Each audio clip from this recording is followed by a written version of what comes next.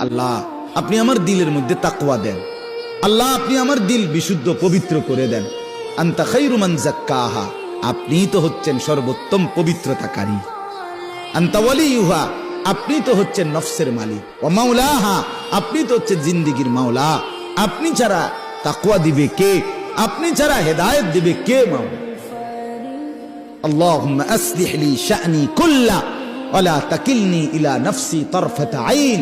রাসূলের দোয়া, আল্লাহ আপনি আমার জিন্দেগিটা ঠিক করে দেন, আমার রাত ঠিক করে দেন, আমার দিন ঠিক করে দেন, আমার নামাজ ঠিক করে দেন, আমার ওযু ঠিক করে দেন, আমার হাসি ঠিক করে দেন, আমার কান্না ঠিক করে দেন, আমার দুপুর ঠিক করে দেন, আমার স্ত্রী সন্তানের সাথে সম্পর্ক ঠিক করে দেন, আমার মনিবের সাথে সম্পর্ক ঠিক করে দেন, আমার কবর ঠিক করে দেন, আমার আখিরাত ঠিক করে দেন, আমার বাজার ব্যবসা আয় উপার্জন ঠিক করে দেন। আল্লাহ সব ঠিক করে দেন।